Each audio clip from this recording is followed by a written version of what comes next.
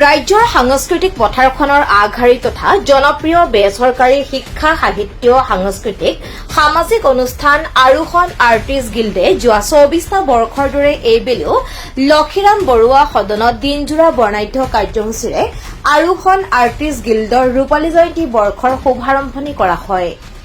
অসমীয়া আৰু জাতীয় সাংস্কৃতিক সমাৰোহৰ জৰিয়তে আৰু ২৫জন শিল্পী সাহিত্যিক সাংবাদিক সমাজসেৱকৰ উপস্থিতিত বিশ্ববিশ্ৰুত শিল্পী ড ভূপেন হাজৰিকাৰ প্ৰতিচ্ছবিত ২৫ গছি বন্তি প্ৰজ্বলন কৰাৰ পিছত লগে লগে ভূপেন্দ্ৰৰ বহু সমাদৃত মানুহে মানুহৰ বাবে কালজয়ী গীতটি সমস্বৰে পৰিৱেশন কৰা হয়।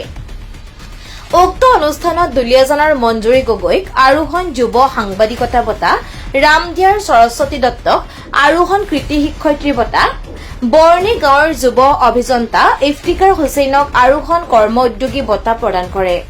লগতে সৰ্বশিক্ষা আঁচনিৰ জৰিয়তে হাজোত শিক্ষা বিস্তাৰৰ ক্ষেত্ৰত অহৰহ চেষ্টা অব্যাহত ৰখা হাজো প্ৰাথমিক শিক্ষা খণ্ডৰ প্ৰাক্তন শিক্ষা সমন্বয়ক তথা খোপনিকুছি আঞ্চলিক উচ্চ মাধ্যমিক বিদ্যালয়ৰ সহকাৰী শিক্ষক ফিৰোজ আলীক আৰোহণ কৃতি শিক্ষকৰ বঁটাৰে বিভূষিত কৰে।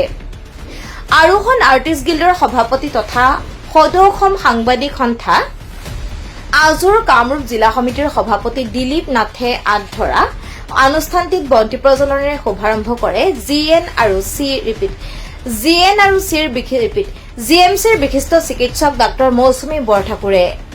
অনুষ্ঠানত মুখ্য অতিথি হিচাপে উপস্থিত থাকে অসম সাহিত্য সভাৰ প্ৰাক্তন মুখ্য সম্পাদক ডঃ জগদীশ পাটগিৰি, অসম সাহিত্য সভাৰ প্ৰাক্তন উপসভাপতি মৃণালিনী দেৱী, বিশিষ্ট গীতিকাৰ সুৰকাৰ শিল্পী তথা চিকিৎসক ডাঃ অঞ্জন জ্যোতি চৌধুৰী, সদৌ অসম সাংবাদিক সন্থাৰ সভাপতি পংকজ কুমাৰ নাথ, উপদেষ্টা মনোৰঞ্জন ভট্টাচাৰ্য, সম্পাদক নকুল তালুকদাৰ, সাংবাদিক মুনিন ডেকা উপস্থিত থাকে।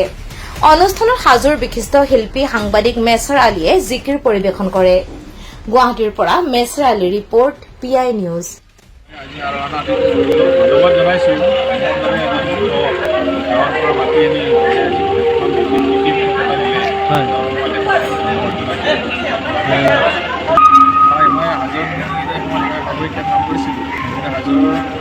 যিবিলাক স্কুল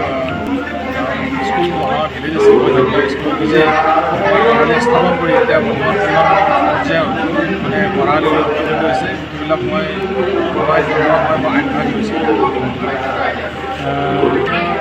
ভাল অনুভৱ হৈছে মাতি আনি গুৰুত্ব দিয়াৰ কাৰণে।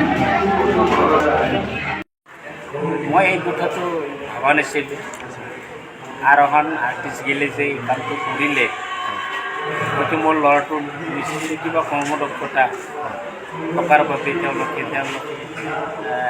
তাৰমানে চিলেকশ্যন কৰিলে, এই এখন চিঠি দিলে আৰু এই চিঠি মৰ্মে তেওঁক এই আৰোহণ বঁটাটো প্ৰদান কৰিলে। তাৰ কাৰণে মই আৰ্টিষ্ট গিল লগতে সাংবাদিকসকলক যথেষ্ট শুভেচ্ছা জনাইছোঁ আৰু ভৱিষ্যত প্ৰজন্মৰ মাজত যাতে এনেকুৱা হৈ থাকে, এই বস্তুটো বৰ্তি থাকে, তাৰ কাৰণে মই নেদেখাজনৰ ওচৰত প্ৰাৰ্থনা জনাইছোঁ।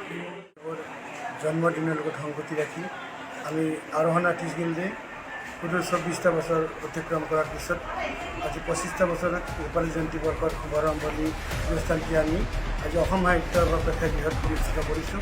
এই অনুষ্ঠানত অসমৰ বিভিন্ন জিলাৰ বিভিন্ন সমষ্টিত কেইজনমান বিশিষ্ট ব্যক্তিক আৰোহণ বঁটাৰে সন্মানিত কৰি তাৰে ভিতৰত বঙাইগাঁও মহাবিদ্যালয়ৰ অধ্যক্ষ ডঃ দীনেশ দাস, গোৱালপাৰা কলেজৰ অধ্যক্ষ সুভাষ বৰ্মনজী, অভয়াপুৰী বিশিষ্ট সমাজকৰ্মী ৰুদ্ৰ কুমাৰ পাঠকদেৱ, মঙলদৈ মহাবিদ্যালয়ৰ অধ্যক্ষ ডঃ কমলাকান্ত বৰাদেৱ আৰু বহুতো এনেকুৱা আমাৰ মাজত উপস্থিত থাকে। যিকেইজন ব্যক্তিক আজি সমাজৰ চুকে কোণে ৰৈ আছে, তেওঁলোকৰ প্ৰতিভা অগাধ। সেই প্ৰতিভাধৰ ব্যক্তিসকলক আমি এই অনুষ্ঠানৰ জৰিয়তে চিনাকি কৰি দিয়াৰ প্ৰয়াস আৰোহণ আৰ্টিষ্ট গিল্ডৰ আজি ৰূপালী জয়ন্তী। মই আৰোহণ আৰ্টিষ্ট গিল্ডক মোৰ ফালৰ পৰা আন্তৰিক ধন্যবাদ জনাইছোঁ। তেখেতসকলে মানে এই পত্ৰ আৰু এই সম্ভাৱনাৰ কাৰণে যোগ্য বুলি ভবাৰ কাৰণে আৰু তেখেতসকলৰ এই যিটো কাৰ্যসূচী এইটো ভৱিষ্যতে মানে কণ্টিনিউছলি মানে চলাই নিয়াৰ কাৰণে অশেষ মানে হেৰি কৰিছোঁ আশা কৰিছোঁ আৰু তেখেতসকলক